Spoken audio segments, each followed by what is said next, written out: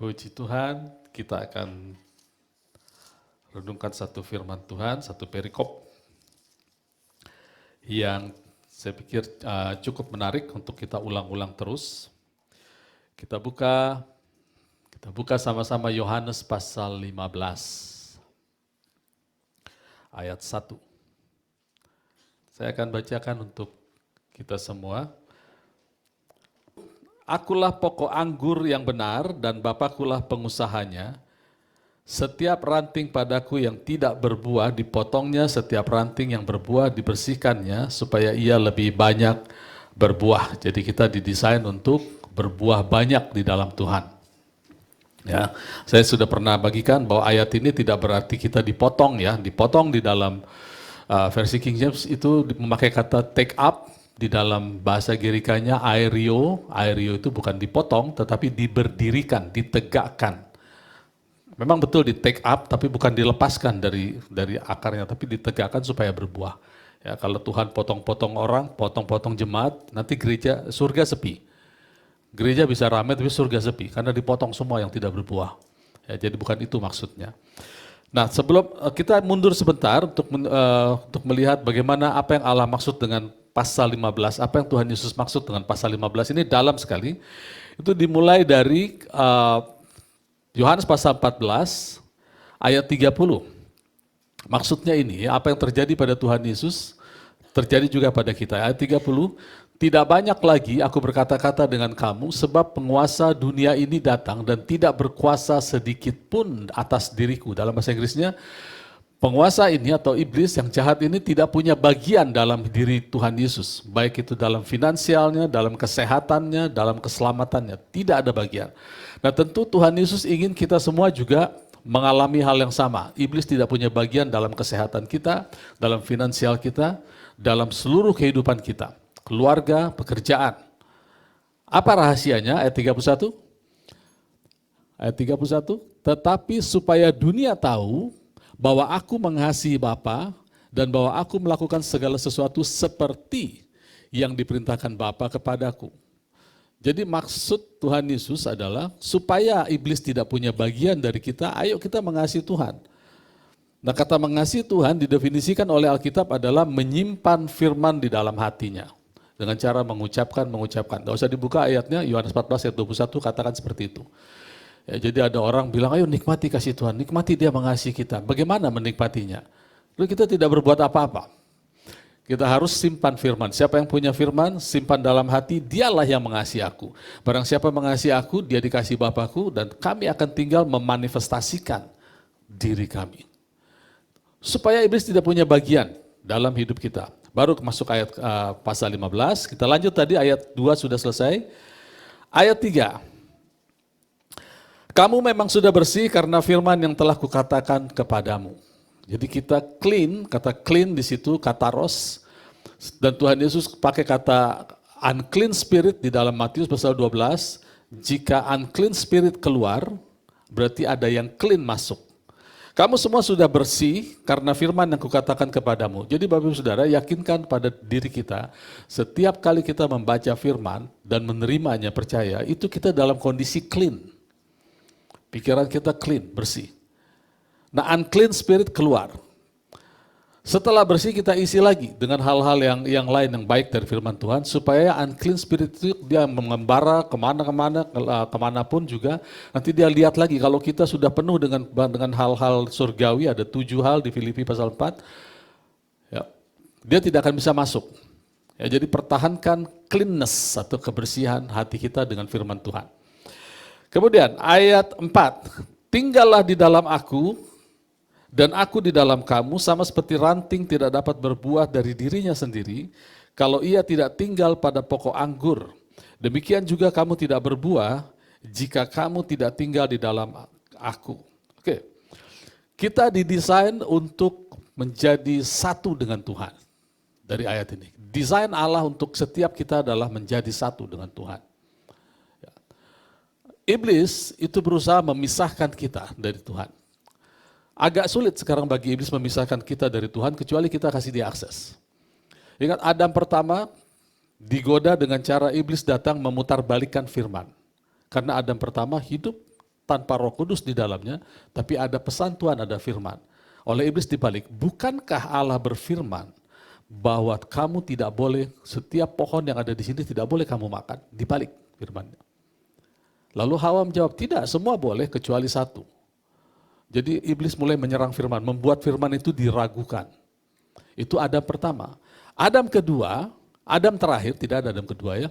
Adam terakhir, Alkitab mengatakan, itu digoda, kalau engkau anak Allah, ubah batu menjadi roti. Kalau engkau anak Allah, terjunlah. Nanti ada tertulis tentang engkau. Atau yang kedua, sembah aku, maka aku akan memberikan segala kemuliaan. Jadi Adam pertama digoda di hal seperti itu, Adam terakhir juga gitu, kita juga akan mengalami yang sama. Iblis akan mencoba memisahkan kita dari firman, firman yang kita dengar dibolak-balik oleh siapapun. Atau yang kedua, identitas kita digoyah. Kalau kau anak Allah, lakukan ini dong. Apa intinya? Iblis ingin memotong jalur firman dari Allah kepada kita dengan dia masuk di tengah-tengah. Lakukan ini. Dia pakai firman Allah tapi bukan dari Allah. Apa susahnya bagi Tuhan Yesus mengubah batu menjadi roti? Gak susah, bisa. Tapi karena perkataan itu datang dari iblis, Tuhan Yesus bilang tidak. Manusia tidak hidup dari roti saja. Apa susahnya Tuhan Yesus jatuh lalu ditangkap oleh malaikat? Ada firmannya tuh, jelas Mazmur 91. Tapi karena perkataan itu datang dari iblis, Tuhan Yesus bilang jangan mencobai Allah. Itu ya. Yang jelas-jelas nyeleneh adalah segala kemuliaan ini dunia ini akan kuberikan kepadamu kalau kau menyembah aku. Nah, itu ditolak betul-betul. Ya. Jadi kalau Adam pertama dan Adam terakhir mengalami pencobaan seperti itu, kita harus aware pasang antena, di area itulah kita digoda. Ya, sekarang mutar balik firman banyak ya. Misalnya ada fakta tidak sesuai dengan apa yang firman Tuhan katakan, lalu dibalik, oh itu maksudnya seperti ini, firman Tuhan tidak berkata seperti itu. Misalnya masalah doa. Doa itu tidak selalu dijawab Tuhan. Itu fakta, saudara. Tapi itu bukan kebenaran. Justru kita harus berusaha supaya doa kita dijawab Tuhan. Karena kita didesain pertama untuk mempunyai hubungan yang seamless. Seamless tahu ya, tidak terputus. Desain Allah kepada kita adalah kita seamless, tidak terputus hubungan dengan Allah 24 jam. Desain kedua, kita didesain sebagai makhluk-makhluk yang mendapat jawaban doa. Kita baca dulu, saya selesaikan dulu ya, supaya poin kedua ini masuk. Ayat 5, Yohanes pasal 15 ayat 5, akulah pokok anggur dan kamulah rantingnya. Lihat kita seamless, tidak ada ranting yang bisa hidup tanpa pokok anggur.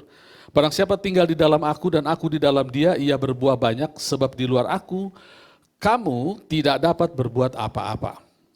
Barang siapa tidak tinggal di dalam aku, ia dibuang keluar seperti ranting. Ya jelas ya, ini nggak usah dijelaskan. Di luar Kristus kita dibuang menjadi seperti ranting kering, kemudian dikumpulkan orang, dicampakkan di dalam api lalu dibakar. Jikalau kamu tinggal di dalam aku dan firmanku tinggal di dalam kamu, mintalah apa saja yang kamu kehendaki, kamu akan menerimanya. Ini maksud saya ya. Desain Allah pertama adalah kita mempunyai hubungan yang tidak terputuskan. Desain Allah yang kedua adalah kita didesain menjadi orang-orang yang selalu mendapat jawaban doa. Ini clear ayatnya. Ya. Untuk apa kita menjawab doa? Bukan untuk kita kok. Bukan untuk kita. Memang ada kepentingan, ada profit yang kita dapatkan. Tapi ayat 8 menjelaskan, dalam hal inilah Bapakku dipermuliakan, yaitu jika kamu berbuah banyak, dengan demikian kamu adalah murid-muridnya. Jadi perhatikan Bapak Ibu Saudara, ini perlu kita ingatkan terus. Mungkin ada yang mengalami beberapa hal yang gak enak dalam hidup ini. Kita punya janji Allah, kita ucapkan firman, lalu gak terjadi. Gitu. Ingat kepada desain awal. Kita didesain untuk seamless fellowship. Kita didesain untuk selalu dijawab doa kita. Nah, banyak sekali dan tidak terbatas kepada anak-anak Tuhan dan hamba-hamba Tuhan ingin mencapai desain ini tanpa membawa desainernya di dalam dirinya, dalam pikirannya. Ini kesalahan fatal. Kalau kita ingin suatu desain terjadi atas kita harus bawa desainernya, tidak bisa lepas sendiri. Desainernya harus senantiasa ada bersama kita dan berkomunikasi dengan kita. Ya. Nah sekarang pertanyaannya, bagaimana kalau terjadi pencobaan yang tidak enak, yang membuat kita seolah-olah tidak mengalami desain itu? Nah disinilah fungsi desainernya harus bersama dengan kita. Kalau kita lepas dari desainernya itu Allah sendiri, atau rohnya yang tinggal dalam kita tidak akan mencapai apa yang Tuhan rencanakan dalam hidup kita. Kita baca Yakobus pasal 1. Yakobus pasal 1, ayat 1. Salam dari Yakobus hamba Allah dan Tuhan Yesus Kristus kepada ke-12 suku di perantauan. Ayat 2. Saudara-saudara, anggaplah sebagai satu kebahagiaan apabila kamu jatuh ke dalam berbagai-bagai pencobaan. Sebab kamu tahu bahwa ujian terhadap imanmu itu menghasilkan ketekunan. Ayat 4. Dan biarlah ketekunan itu memperoleh buah yang matang, supaya kamu menjadi sempurna, perhatikan kata sempurna, utuh dan tak berkekurangan suatu apapun. Kata sempurna di situ dipakai kata teleios, yaitu didesain pada endingnya kita mau seperti apa. Jadi kata sempurna di sini berhubungan dengan dua desain Allah yang kita baca dalam. Saya tidak membatasi desain Allah cuma dua ya. Kita sedang membatasi pembahasan kita bahwa sempurna di sini adalah kita masuk ke dalam desain Allah, yaitu punya hubungan yang seamless, tidak terputuskan 24 jam. Kedua, kita adalah orang-orang yang selalu mendapat jawaban doa. Itu tujuannya. Tapi balik lagi ke ayat 2. Balik ke ayat 2. Saudara-saudara, anggaplah sebagai satu kebahagiaan apabila kamu jatuh ke dalam berbagai-bagai pencobaan. Ini dia, coba kita mau selesaikan masalah ini ya. Kalau kita diganggu oleh iblis, kita tahu pekerjaan iblis gampang, saudara ya. Tapi pencobaan ini yang saya mau jelaskan. Saudara, saya coba pikirkan pencobaan yang dimaksud di Alkitab ini apa. Tentu kita tidak bisa lari dari apa yang Yesus alami, karena Yesus mengalami apa yang kita alami. Muncul ada 4 kata ada 4 keadaan yang Yesus alami. Pertama adalah kekecewaan. Ya, kekecewaan. Kedua, kehilangan, loss. Ketiga, kritik. Ini, kritik, kita dicemooh. Yang keempat, ini kata paling berat, pengkhianatan. 4-4-nya Yesus alami. Kekecewaan. Ya. Banyak orang kecewa sama dia sudah bawa firman bagus-bagus, dia sudah mendapat pewahyuan. Tuhan tidak kecewa, orang kecewa tentu Tuhan juga bisa kecewa, tapi Tuhan tidak membiarkan dirinya kecewa, bahkan dia menasihati, berbahagialah kamu yang tidak menjadi kecewa dan menolak aku. Jadi kekecewaan, itu keempat-empatnya ini tidak ada satupun yang enak, saudara. Tapi percayalah Bapak Ibu Saudara akan mengalami keempat-empatnya ini. Dan ini yang menghambat kita mencapai desain kita. Menjadi paling tidak dua desain ini. Menjadi orang yang seamless connection atau seamless fellowship. Dan kedua menjadi orang yang selalu dapat jawaban doa. Kalau seseorang bertahan di dalam kekecewaannya, dia akan menolak Tuhan. Karena Tuhan Yesus yang katakan berbahagialah mereka yang tidak menjadi kecewa dan menolak aku. Kalau seseorang sampai menolak Tuhan, ya dia tidak dapat apa-apa, janji Tuhan. Itu sebabnya dalam keadaan kecewa, kita semua akan mengalami kekecewaan. Ya. Itu sama sekali tidak enak. Dalam keadaan kekecewaan, kalau kita masih bisa mengedepankan Tuhan, masih bisa berkata, Tuhan terima kasih, aku tahu firman-Mu benar dan pasti terjadi kepadaku. Selama kita bisa dipercaya dalam kekecewaan, masih pegang dua desain ini dalam benak kita, maka Tuhan akan memberikan pengangkatan, akan mudah bagi Tuhan. Tapi kalau tidak, nggak bisa, saudara. Tapi saya nggak kuat Pak untuk keluar dari kekecewaan. Nah, saya mau cerita begini, saudara. Ada dua, saya baca di Alkitab, ada dua kondisi yang membuat kuasa Allah bekerja sedemikian rupa, begitu dahsyatnya. Ya. Ada dua kondisi, yang kedua-duanya itu bertolak belakang. Pada waktu, Bapak Ibu Saudara mungkin mengalami, waktu kita masih muda, kita berani berkata-kata apa yang firman Tuhan katakan. Katakan apa saja terjadi, dan terjadi. Bahkan saya pernah berkhotbah, saya katakan, kalau sampai saya menumpangkan tangan dan tidak terjadi perubahan, tidak sembuh orang, maka saya akan kembali ke semua persekutuan yang saya pernah khotbah untuk mengatakan Tuhan bohong.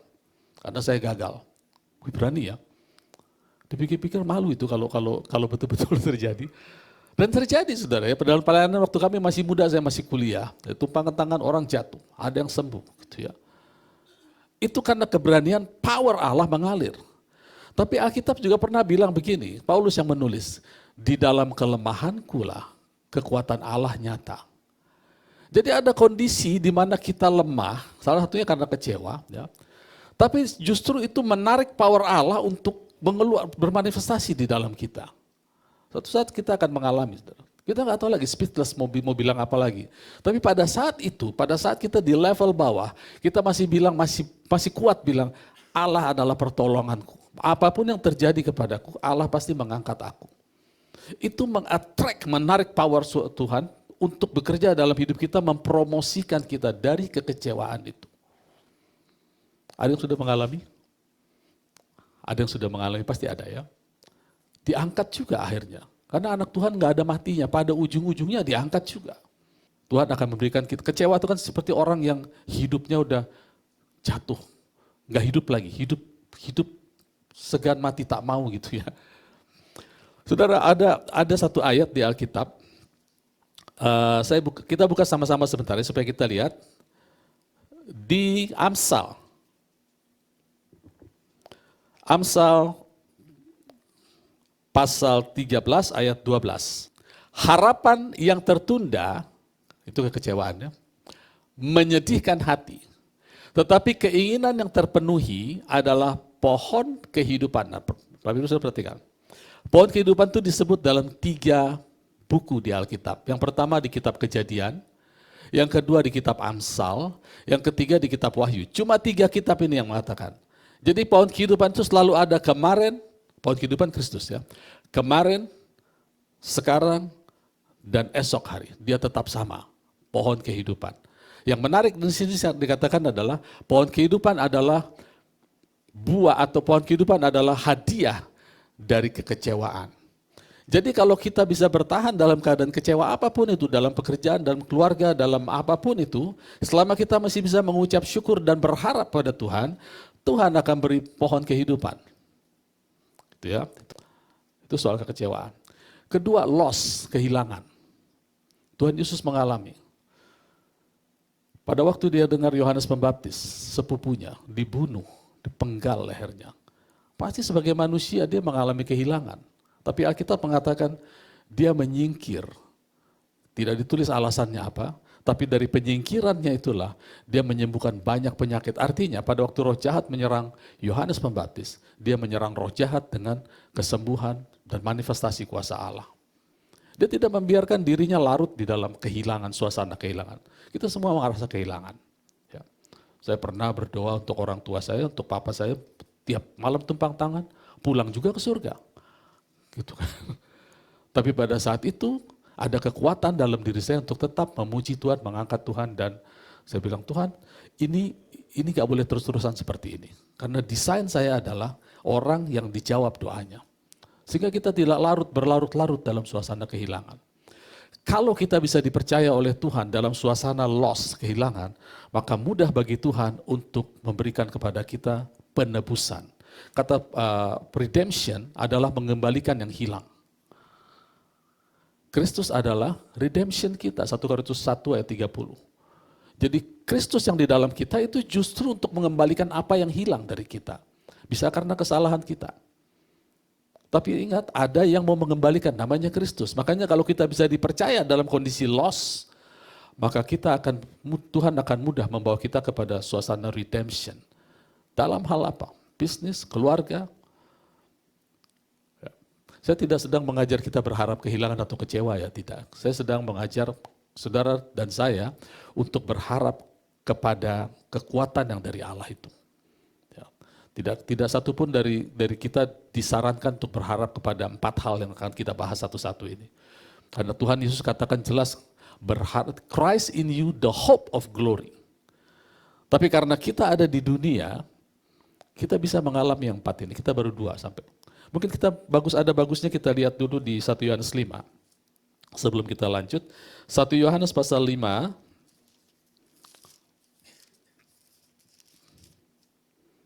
ayat 19. Kita tahu bahwa kita berasal dari Allah dan seluruh dunia berada di bawah kuasa si jahat. Nah, Bapak Ibu Saudara jangan salah paham dengan ayat ini.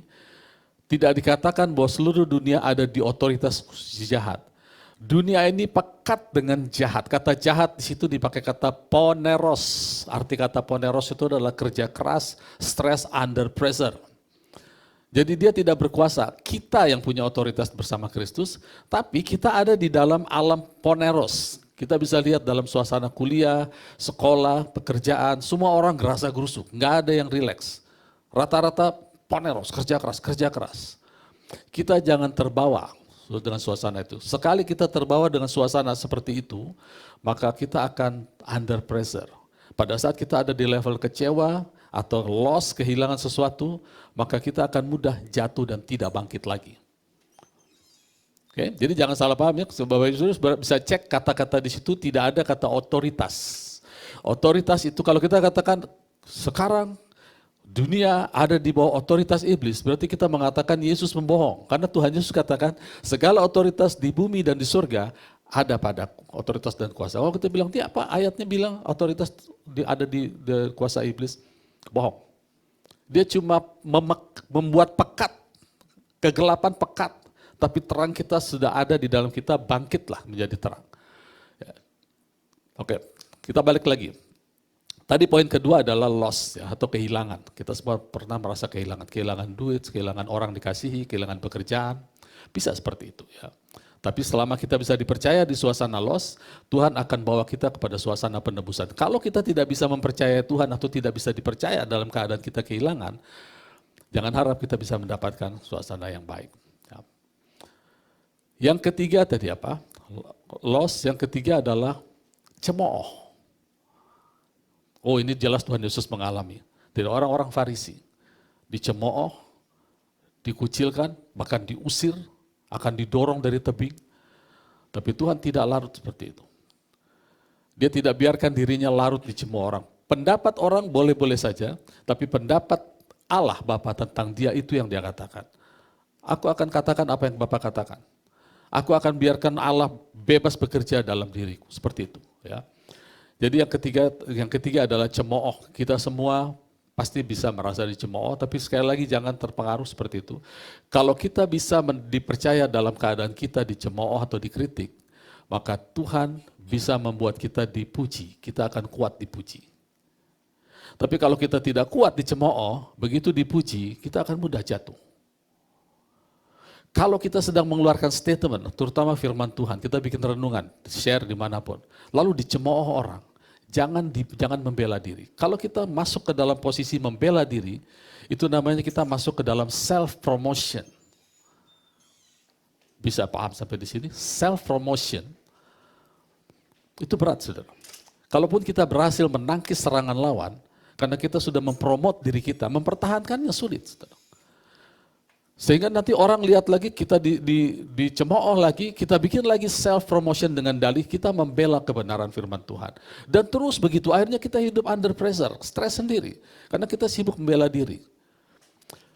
Mungkin tidak cukup waktu kalau saya cerita kesaksian bagaimana hamba-hamba Tuhan yang dicemooh, termasuk Tuhan Yesus dicemooh, dia tidak pernah membela diri, dia hanya membawakan firman Tuhan, makin dicemooh.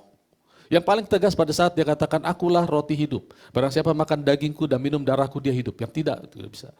Lalu orang bilang, ini berat. Dan para murid meninggalkan dia. Lalu dia tanya yang ke-12, kamu gak pergi juga? Dia tidak membela diri. Dia tidak bilang kepada murid yang 12, ini loh maksud saya itu, begini, gak ada. Dia katakan apa adanya firman Tuhan. Jadi pada saat dia dipercaya dalam keadaan dicemooh, maka Tuhan meninggikan dia, memberi dia nama di atas segala nama, karena dia taat sampai mati. Saudara, salah satu kunci hidup rileks adalah tidak terpengaruh dengan cemooh.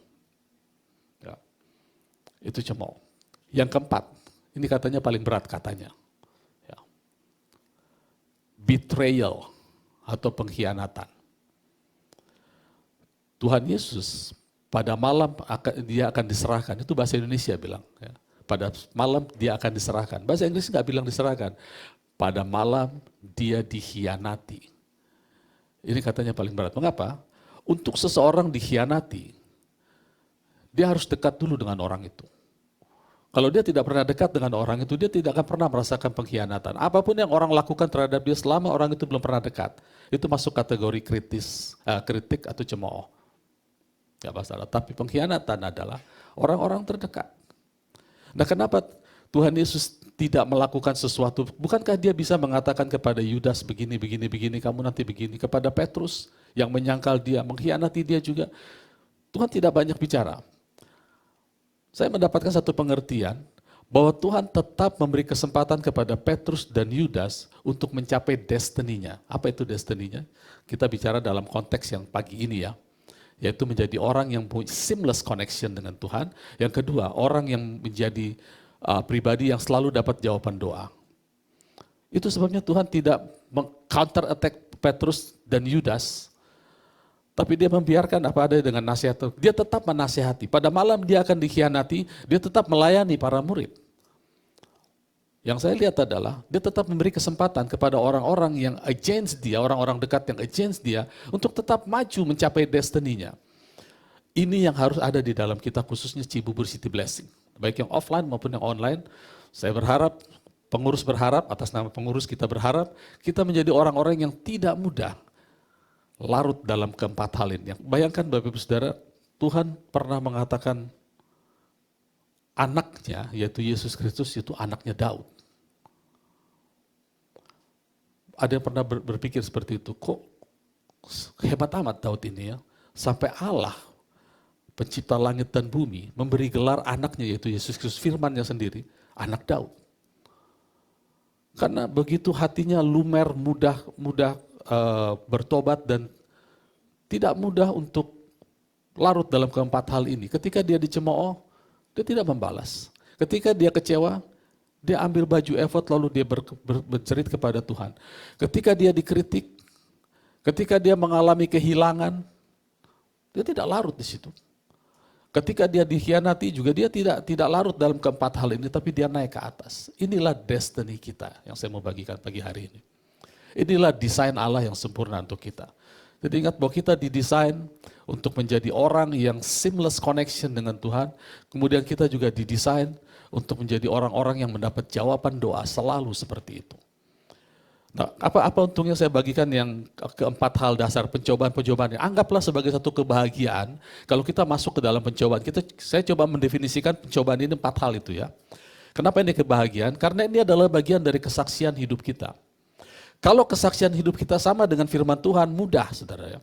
Kita berdoa dapat kesembuhan, kita berdoa dapat segala macam. Tapi kalau kita berdoa masih mengalami yang 4 ini yang perlu kita bertanding iman. Makanya dikatakan kesaksian itu tidak pernah menjadi bukti bahwa Allah mengasihi kita atau tidak mengasihi kita. Tapi kesaksian itu penting saudara. Coba kita buka apa pentingnya kesaksian, Wahyu pasal 12, ayat 11 atau 11 ayat 12. 12 ayat 11. Dan mereka mengalahkan dia oleh darah anak domba dan oleh perkataan kesaksian mereka. Karena mereka tidak mengasihi nyawa mereka, aku tidak mengasihi hidup mereka. Ini pengertiannya adalah orang-orang yang sudah berkata, hidupku bukannya aku lagi, tapi Kristus hidup di dalamku. Sampai ke dalam maut. Nah kalau kita baca di ayat sebelumnya, saya bacakan ayat 10. Dan aku mendengar suara yang nyaring dari surga berkata, sekarang telah tiba keselamatan dan kuasa dan pemerintahan Allah kita dan kekuasaan dia yang diurapinya, karena telah dilemparkan ke bawah pendakwa saudara-saudara kita. Jadi kondisinya iblis sudah kalah nih. Ya. Yang mendakwa mereka siang dan malam di hadapan Allah kita. Oke, ya. Mungkin ada yang bertanya, Pak sekarang kan di surga, di alam roh itu kan Kristus hakimnya sudah menang gitu kan. Terus kok ada ayat ini, iblis mendakwa kita, dia masih mendakwa kita sampai hari ini. Jadi kalau kita berbuat dosa, bagi Tuhan gak ada masalah. Karena dosa kita tidak diperhitungkan. Dan kesalahan kita, pelanggaran kita tidak diperhitungkan. Itu sudah jelas ayatnya di Roma pasal 4. Tapi yang masalah bagi kita. Karena kita bekerja sama dengan iblis untuk memberi dia suara untuk mendakwa kita. Jadi kalau kita ada dosa yang kita nggak kuat untuk lepas dari situ, jangan dibiarkan, cepat-cepat berteriak sama Tuhan. Berteriak gini aja lah, aku benci dosa. Setiap ada habit kita yang kita rasa itu Tuhan nggak berkenan, langsung bilang aku benci dosa. Karena kalau itu dibiarkan menjadi spirit of mind, bukan spirit kita, spirit of mind. Tuhan katakan, Efesus katakan, hendaklah kamu berubah dalam spirit of mind.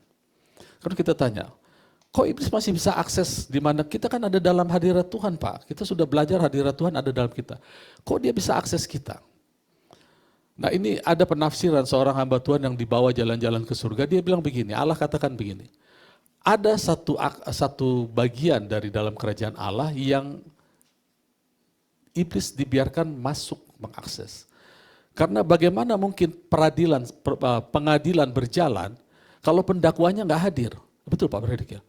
Bagaimana mungkin ada sistem peradilan kalau pendakwanya nggak hadir? Siapa yang mendakwa? Nggak ada. Kalau nggak ada yang didakwa berarti semua benar. Bebas berbuat dosa. Anak-anak Tuhan di gereja berbuat dosa nggak apa-apa. Nggak ada pendakwanya. Nggak bisa hadir dalam hadirat Tuhan. Nah, ini ada aspek yang Tuhan buka akses itu. Iblis bisa mendakwa. Tapi Tuhan juga katakan, Allah di pihak kita, Yesus di pihak kita, siapa lawan kita? Nah, kita harus berani berdiri melawan itu. Itu sebabnya segala dosa, kalau kita nggak kuat melawannya, teriak aja, dosa aku benci kamu. Walaupun kita senang gitu ya, tapi benci kamu. Lama-lama kita benci sama dosa itu, karena ada power. Sehingga iblis tidak punya bagian dalam kita.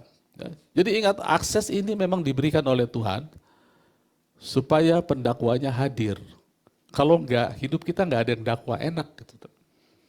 Inilah yang dibilang orang-orang Grace yang nyeleneh. Saudara ya. Gak apa-apa berbuat dosa. Saya ketemu dengan orang-orang yang mengaku aliran Grace, tapi punya prinsip seperti ini.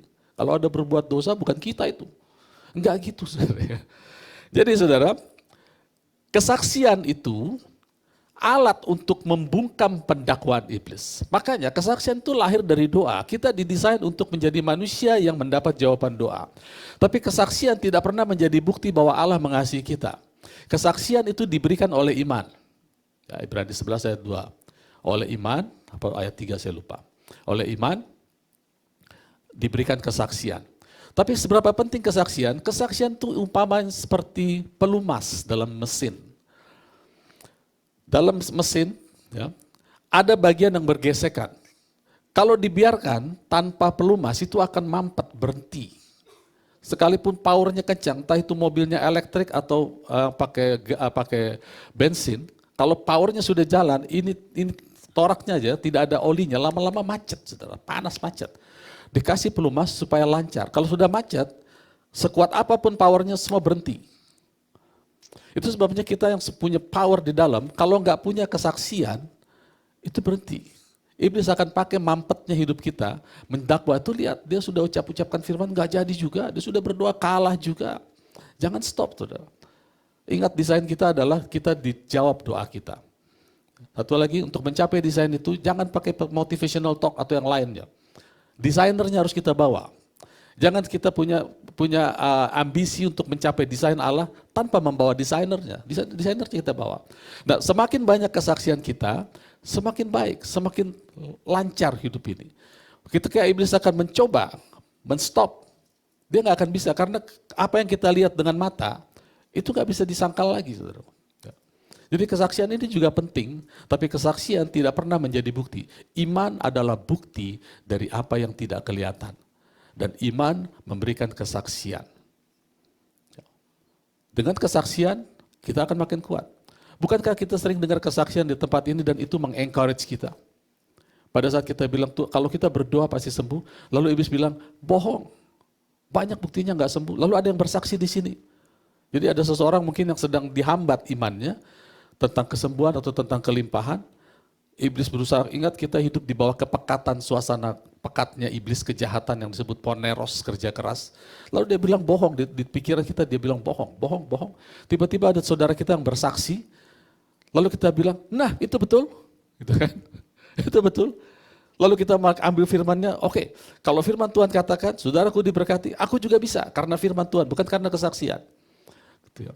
Nah yang repot nanti ketika orang sudah mulai pakai kesaksian terlalu banyak, kesaksiannya mungkin ada 5-10 dalam bidang usaha atau bidang apapun, lalu itu terus diulang-ulang dan dia tidak kembali kepada power, powernya nggak ada, kesaksiannya itu basi, saudara.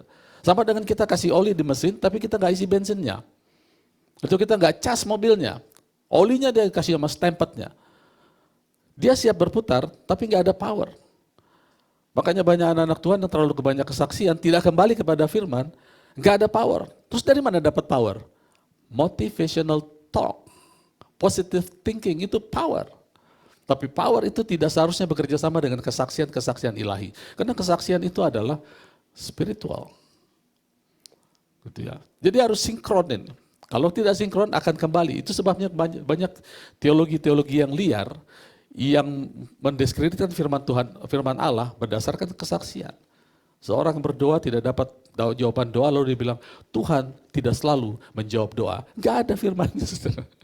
Mintalah akan diberi. Lalu kenapa bisa muncul teologi seperti itu? Bahkan muncul lagu-lagunya.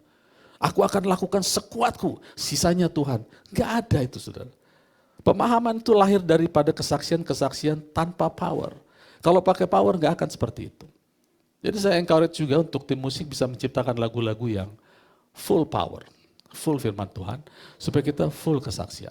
Nah kesaksian itu akan basi, ya. Itu seperti pohon, tumbuh, lalu basi, powernya jalan terus, seperti pohon yang tanam di tepi aliran sungai, powernya keluar terus. Karena desain kita memang tidak pernah terputus, ya.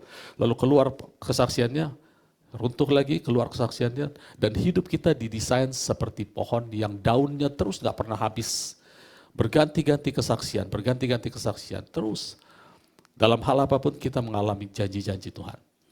Ya. Puji Tuhan, amin. Kita akan mengalami, ingat 4 hal itu. Kalau saudara bisa dipercaya dalam masalah kekecewaan, Tuhan akan berikan pohon kehidupan. Kalau kita bisa dipercaya pada waktu kita kehilangan, sedih rasanya nggak ada yang enak satupun dari 4 itu. Tapi ingat Tuhan Yesus sudah pernah mengalami. Kalau kita kehilangan, Tuhan siapkan redemption, Kristus adalah redemption kita. Pada saat kita dicemooh, Tuhan siapkan pujian, karena pengangkatan tidak datang dari mana-mana, tapi datang dari Allah. Pada saat kita mengalami pengkhianatan, Tuhan akan menempatkan kita di tempat yang paling tinggi, seperti Dia lakukan kepada Tuhan Yesus, juga kepada Daud. Dan pada akhirnya kita mencapai desain kita. Anggaplah berbagai pencobaan itu, ya kita definisikan pagi hari ini berbagai itu ada 4. Anggaplah keempat pencobaan atau berbagai pencobaan itu sebagai satu kebahagiaan. Supaya dari situ muncul ketekunan, lalu dari situ kita mencapai desain kita. Kita menjadi sempurna atau teleios, yaitu ending daripada rencana Tuhan dalam hidup kita. Dan kita didapati tidak berkekurangan satu apapun. Semua kita ingin tidak berkekurangan kan? Nah, saya beritahu itu desain Allah. Ya gimana caranya? Bawa desainernya. Bawa desainernya dalam hidup kita supaya kita mencapai apa yang didesain. Ya, puji Tuhan. Tuhan Yesus memberkati.